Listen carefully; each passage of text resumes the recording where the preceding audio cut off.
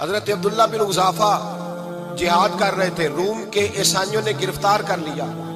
1000 آدمی نے مل کے پکڑا، گرفتار نہیں ہوتے تھے صحابی، 1000 آدمی نے گھیرا ڈالا، گرفتار کر کے لے گئے۔ اور جب بادشاہ کے سامنے گئے تو وزیر کہنے لگا بادشاہ بندہ بڑے کام کا ہے، اگر ہمارے قابو آ گیا تو فائدہ دے گا۔ صحابی ہیں حضرت عبداللہ بن حذافہ، حضرت فاروق اعظم کا زمانہ ہے، اگر قابو آ گیا تو فائدہ دے گا۔ بادشاہ کہنے لگا کیوں، کیا خوبی ہے؟ کہنے لگے ہم 1000 آدمی تھے، یہ اکیلا قابو نہیں آ رہا تھا، 1000 آدمی تھی، اگر ہماری فوج میں شامل ہو گیا تو بہت بڑا جرنیل ملے گا۔ بادشاہ کہنے لگا کوئی مسئلہ نہیں، 2-3 چیزیں ہوتی ہیں بندے کو خریدنے کے لیے، خرید لیتے ہیں۔ بادشاہ کہنے لگا عبداللہ جتنی دولت تجھے چاہیے میں تجھے دے دیتا ہوں، میرے لشکر میں آ جا، معاذ اللہ اسلام چھوڑ دے۔ حضرت عبداللہ بن حذافہ کیا فرماتے ہیں بڑا تو بیوقوف ہے، میں نے دولت کمانی ہوتی تو مدینے میں بیٹھ کے تجارت کرتا، میں دولت کمانے نہیں نکلا، میں تو رسول اللہ کی رضا کمانے کے لیے نکلا ہوا۔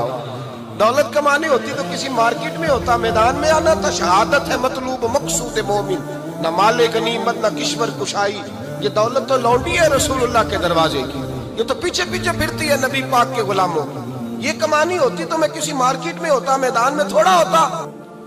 عبداللہ بن حذافہ سے دوسری چال چلی، کہنے لگے میاں عہدہ جو تجھے چاہیے، میں بادشاہ ہوں، میرے نیچے جو عہدہ تو کہے گا وہ تجھے مل جائے گا۔ حضرت عبداللہ بن حذافہ کہنے لگے شاید تجھے پتہ نہیں میری تعریف کیا ہے، شاید تو جانتا نہیں میری تعریف کیا ہے۔ کہا صاحب کی کیا تعریف ہے؟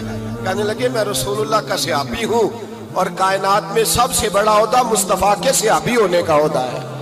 صحابہ وہ صحابہ تھے جن کی ہر صبح عید ہوتی تھی، خدا کا قرب حاصل تھا، نبی کی دید ہوتی تھی۔ فرمایا میں نے حضور کے جلوے دیکھے ہوئے ہیں، مجھے عہدے کی ضرورت ہی نہیں، اور میں نے عہدہ لینا ہوتا تو میں سیاست کرتا، میں تو شہادت لینے نکلا ہوں میدان میں، عہدے کا میں نے کیا کرنا ہے؟ اب بادشاہ کہنے لگا اسے قتل کر دو۔ وزیر کہنے لگا نہیں، ایک بات اور ہے، مجھے ایک چال اور چلنے دو۔ کہا وہ کیا؟ کہنے لگے میری بیٹی بڑی خوبصورت ہے، مجھے موقع دو اپنی ہی بیٹی کو سجا بنا کے، وہ جوان جس کی جوانی اتنی بڑی ہے کہ 1000 آدمی مقابلے میں کھڑا نہیں ہوتا، اس جوان کے کمرے میں رات کی تنہائی میں بنا سوار کے بی بی کو بھیجا۔ وہ بی بی کہتی ہے میں ساری رات بن سور کے اس صحابی کے کمرے میں بیٹھی رہی، لیکن یہ کیا شخص تھا، ساری رات ہی مسلح پہ بیٹھا رہا، ساری رات ہی، کچھ دیر تھک جاتا تو یہ کریم رسول پہ درود پڑھنا شروع کر دیتا۔ بی بی کہتی ہے سحری ہو گئی تو میں نے چھو کے دیکھا کہ انسان ہے کہ جن ہے، یہ بندہ ہے کہ فرشتہ ہے، چھو کے دیکھا۔ کہنے لگے پیچھے ہٹ جا، میں نے کہا میں نے تو سنا تھا تو 1000 کے مقابلے میں ہے اور تو اتنا بے حس ہے کہ بنی سوری دلہن بیٹھی ہے، تو نے نظر نہیں کی؟ عبداللہ بن حذافہ، بی بی کہتی ہے نظر پھر نہیں اٹھائی، نظر پھر جھکی ہوئی ہے۔ کہنے لگے بی بی میں مجبور ہوں، اب میرے اوپر کوئی حسن نہیں چلتا، میں نے جلوائے بدوحا کا دیدار کیا ہوا ہے، اب میری نگاہوں میں جچتا نہیں کوئی، اس لیے کہ جیسے میرے سرکار ہے ایسا نہیں کوئی۔ کبھی بھی اب نہیں کسی کا میرے اوپر جادو چلتا، میں نے مصطفیٰ کو، اور کہا ذرا پیچھے ہٹ کے بیٹھ، مجھے میرے رسول نے غیر محرم سے بچنے کا حکم دیا ہے، ذرا پیچھے ہٹ کے بیٹھ۔ سحری کا وقت تھا، وہ بی بی کہتی ہے اس نوجوان کے جملے میرا سینہ چیر گئے، کلیجہ پھٹ گیا، چیخ نکلی، میں کفر کے عالم میں روئی۔ میں نے کہا مجھے بتا تو صحیح، آخر یہ جذبہ کہاں سے ملتا ہے، آخر یہ روشنی تو میں نے دیکھی نہیں، کہاں سے آتی ہے؟ ایک میرا باپ ہے جو بنا سور کے مجھے تیرے کمرے میں چھوڑ گیا، بتلا یہ کہاں سے کیف آتے ہیں؟ عبداللہ بن حذافہ کہنے لگے اگر کیف لینا ہے تو تو بھی میرے مصطفیٰ کا کلمہ پڑھ جا، آجا دروازہ رسول پہ جھک جا، مل جائے گا۔ سویرے دروازے پہ باپ آیا بیٹی سے رزلٹ لینے، دروازہ کھولا تو بیٹی نقاب پہنے باہر آئی۔ باپ کہنے لگا کیا بلا؟ کہنے لگی پیچھے ہٹ جا، تو غیر محرم ہے، کافر ہے، میں مسلمان ہوں۔ اس نے کہا کیا ہوا؟ کہنے لگی تیرے جیسے کو باپ کہوں، تیرے جیسے کو جو مجھے استعمال کر رہا تھا، میں تجھے باپ نہیں مانتی، میں اب رسول والی ہو گئی، میں حضرت فاطمہ کی کنیزہ ہو گئی ہوں، میں اب نبی کریم کی خادمہ ہوں، خبردار میرے قریب نہ آنا۔ یہ دعو بھی ناکام ہوا۔ اب حضرت عبداللہ بن حذافہ کے سامنے موت کھڑی کی، ایک کڑا میں تیل گرم کیا، کہنے لگے تجھے اس میں جلایا جائے گا۔ حضرت عبداللہ بن حذافہ رضی اللہ تعالیٰ عنہ جب جلنے کے قریب ہوئے تو رونے لگے۔ روم کا بادشاہ کہنے لگا شاید ڈر گیا ہے، کہنے لگے اب سمجھ آئی ہے، اب تجھے پتا چلا ہے، چلا جا۔ حضرت عبداللہ بن حذافہ کہنے لگے تو کافر ہے، تیری کافروں والی سوچ ہے، اس لیے نہیں رویا کہ موت سے ڈر گیا ہوں، میں تو اس لیے رویا ہوں کہ ایک جان ہے، وہ نبی پاک پہ قربان ہو رہی ہے، کاش رب مجھے 1000 جان دیتا، میں ساری مصطفیٰ پہ قربان کر دیتا۔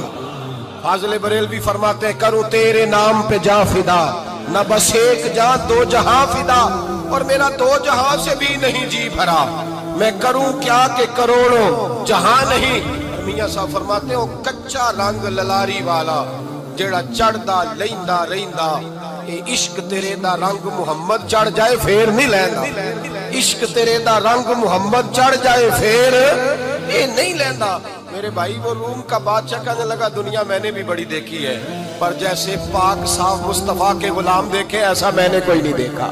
او بھائیو، نظر پاک ہو، روح پاک ہو، مزاج پاک، پھر انسان بڑے بڑے کام کرتا، پھر وہ مہمات کو سر کرتا، پھر وہ صرف ایک گھر کے لیے نہیں، وہ ملت کے لیے فائدہ مند ہوتا ہے، پھر وہ گھرانوں کو لے کر چلتا ہے، پھر وہ بڑے بڑے معاشرے تشکیل دیتا ہے۔ میرے رسول کریم صلی اللہ علیہ وسلم نے پاک صاف ذہن کے لوگ تیار کیے۔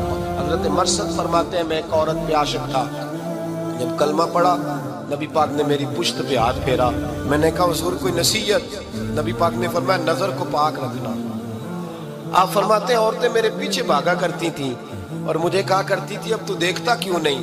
تو میں نے کہا پتا مجھے بھی نہیں، مصطفیٰ کی ایک نظر ہوئی ہے رب نے سارے محل کو چہل دور فرما دیے، سارا کچھ ہی بدل گیا۔ ملت کے جوانوں یاد رکھو اس بات کو، یہ پاکیزگی، یہ نظر، یہ پاکیزگی، یہ مزاج، یہ انسان سے بڑے کام کرا لیتی ہے، اور اگر تیری نظر ناپاک رہتی ہے پھر تو کچھ نہیں کر سکتا، پھر تیری زندگی ایک ایسے قید خانے میں قید ہو گئی ہے جو تجھے 2 قدم بھی نہیں چلنے دے گی۔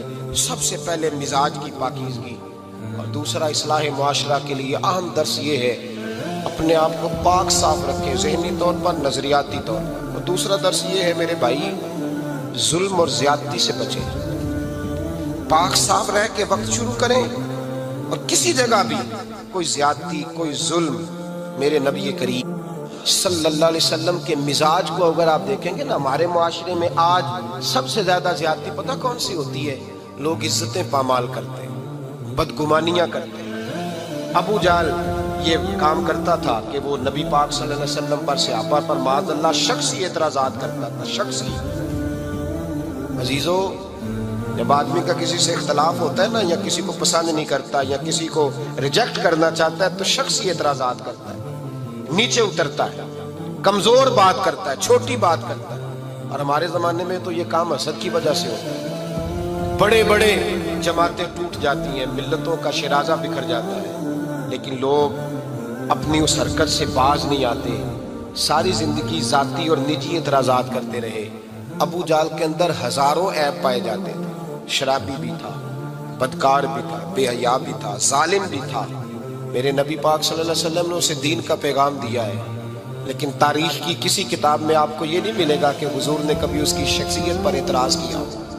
یہ فرمایا ہے کہ بڑا فرعون ہے سمت کا، لیکن نیچے اتر کر کبھی اس کی ذاتی اور شخصی زندگی پر کوئی زیادتی صحابہ کی طرف سے اور نبی پاک کی طرف سے، بہت بڑی بات سمجھا رہا ہوں اگر آپ کی سمجھ میں آئے تو، ہم ذاتیات پر اترتے ہیں، ذات پر اتر کر زیادتی کرتے ہیں، ذات پر۔ ہمارا اب ظلم نجی سطح سے شروع ہو رہا ہے اور پوری ملت کو لپیٹ میں لے رہا ہے، پوری ملت، چھوٹی چھوٹی زیادتیاں ہیں جو پورے معاشرے کو اپنی لپیٹ میں لیتی ہیں۔ میرے نبی کریم علیہ السلام نے جو دین ہمیں دیا ہے وہ خیر خواہی کا مذہب ہے، وہ بھلا کرنے کا مذہب ہے، وہ کام آنے کا مذہب ہے، وہ ظلم سے بچنے کا مذہب ہے۔ میرے نبی پاک نے فرمایا ظلم سے بچ جانا، قیامت کے اندھیروں میں جو بڑا اندھیرا ہوگا وہ ظلم ہوگا۔ اصلاح معاشرہ کانفرنس کا پہلا سبق میں نے عرض کیا کہ نظر کو، ذہن کو، سوچ کو پاک رکھیں، اور دوسرا زندگی میں کبھی زیادتی نہ کریں، کبھی بھی اپنے مخالف پر بھی کبھی شخصی، ذاتی اور نجی اعتراضات نہ کریں۔ یہ انسان کے اندر کا ظلم ہوتا ہے، ہمارے گھروں کے اندر سے ظلم جنم دینے لگا ہے۔ روز بہو پہ تیل چھڑکا جاتا ہے، روز کسی نہ کسی شہر سے، اپنے ہی گھر سے، اپنے ہی چراغ کو بند کرنے کی خبر نکلتی ہے۔ سڑکوں پہ، چوکوں پہ، چوراہوں میں غریب مسلے جاتے ہیں، جس کے ہاتھ جہاں تک پہنچتے ہیں وہ وہاں تک معاذ اللہ زیادتی کر گزرتا ہے۔ اگر قوم ظلم سے بچنے لگے، زیادتی سے بچنے لگے، تکلیف دینے سے بچنے لگے تو معاشرہ سنور جائے گا۔ میرے رسول کریم علیہ السلام نے اپنے غلاموں سے پوچھا تھا، بتاؤ مفلس کون ہوتا ہے؟ کون ہے جس کے پاس کچھ نہیں ہوتا؟ صحابہ نے کہا یا رسول اللہ جس کے پاس پیسے نہ ہو۔ بخاری مسلم متفق علیہ حدیث ہے۔ نبی کریم نے فرمایا نا بھائی، مفلس تو وہ ہوگا جو قیامت کے دن احد پہاڑ کے برابر نیکیاں لے کے آئے گا۔ یا رسول اللہ اتنی نیکیاں پھر بھی مفلس ہے، پھر بھی غریب ہے؟ تو نبی پاک نے فرمایا نیکیاں پہاڑ کے برابر ہیں، پر اس نے چغلیاں بڑی کی ہیں، غیبتیں بڑی کی ہیں، مذاق بڑے اڑائے، اس نے لوگوں پر پھپتیاں بڑی کسی، تان و تشنی بڑے کیے، ظلم بڑے کیے، گالی بڑی دی، لوگوں کے بارے میں بری باتیں کی۔ اب رب کریم نے وہ ساری نیکیاں ان لوگوں میں بانٹ دی، یہ مفلس ہو گیا، غریب ہو گیا۔ زیادتی نہیں کرے، ظلم نہ کرے، اپنی نجی زندگی سے لے کر، گھر کے اندر سے لے کر اجتماعی زندگی تک زیادتی سے بچیں۔ میرے نبی کریم علیہ السلام نے اپنے غلاموں کو یہ درس دیا ہے، دیکھنا کبھی زیادتی نہ ہونے پائے۔